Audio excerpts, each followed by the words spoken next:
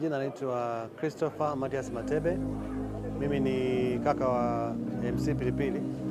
Yeye ni mtoto wa pili, mimi mtoto wa kwanza.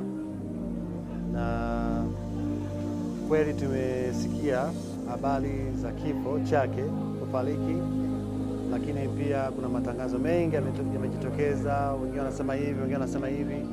Kwa hiyo mimi kama kwa niaba ya familia, kaka yake mkubwa, tunatoa tamko kwamba MC Pilipili kilichosababisha kufariki ni majeraha ya kupigwa.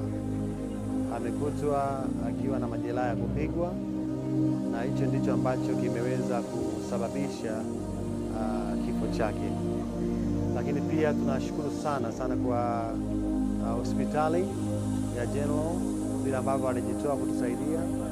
Tunashukuru sana kwa upande wa serikali ya Jamhuri ya Muungano wa Tanzania, na tukiongozwa na Mheshimiwa Anthony Mavunde ambaye ametusaidia sana katika kuhakikisha jambo hili linakwenda vyema.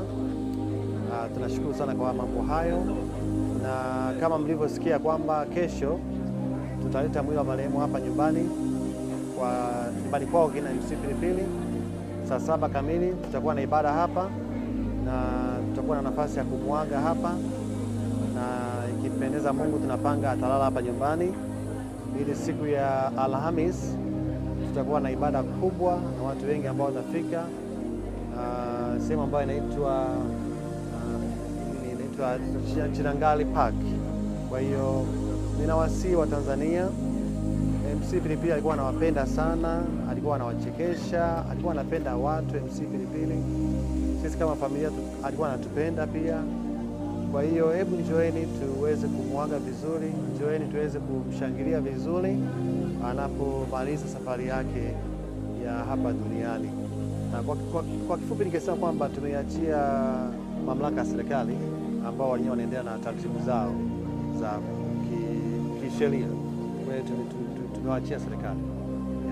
Kwa taarifa ambazo labda kama familia mnazo kuanzia safari yake anakuja Dodoma na mpaka anafika huko alipokwenda, na tofauti yote ilitokea kati yake na watu walikuwa nao, ama taarifa yote kwa kweli hatakuwa na taarifa yote kwamba labda MC Pilipili alikuwa na ugomvi na mtu.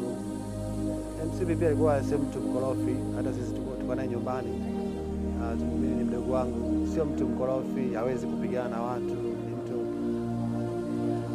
Hatukuwahi kusikia kama una shida kubwa na mtu. Kwa hiyo tulijua anakuja Dodoma kwa ajili ya kazi ya harusi kama kazi yake, lakini kilichoendelea hatukujua. Wakati anakuja na wenzake ama hapa hatuelewi kama anakuja na wenzake, lakini tunavyojua alikuja Dodoma tu. Alikuja na nani?